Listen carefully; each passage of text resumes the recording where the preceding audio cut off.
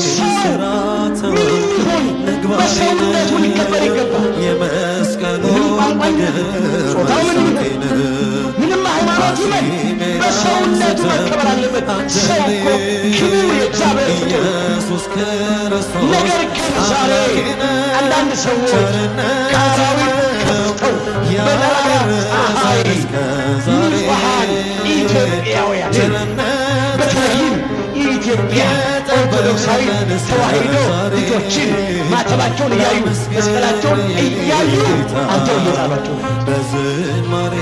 እዚህ ዘመን ደርሰው ዛሬ አስጨናቂዎቻችን ብዙ ናቸው። ጠላቶቻችን ብዙዎች ናቸው። በግብፅ ምድር ከእስራኤል ወንዶቹ ሲወለዱ እንዳያድጉ እየታነቁ ይገደሉ ነበር። አዋላጆቹ ይገርማቸው ነበር። ሊቀ ነቢያት ሙሴ ሞት በታወጀበት ምድር ላይ ነው እኮ እግዚአብሔር በድንቅ ሥራው ጠብቆ ሕዝቡን ሊያድን የተነሳው። ዛሬ ሞታችን እግዚአብሔር መልአኩ ልኮ ለሞት ይለዋል።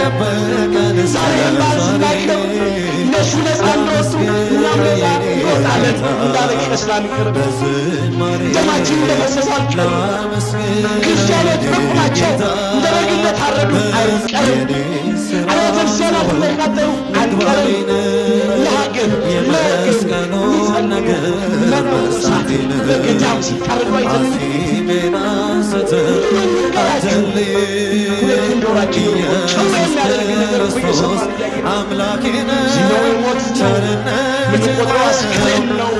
ድምፅ አራዊቱን ግርማ ሌሊቱን ጸባጋንቱን ታግሰው በጾም በጸሎት በስግደት ተጠምደው ዓለምን ንቀው የሚኖሩ መነኮሳት አራዊት አስለምደው ይኖራሉ።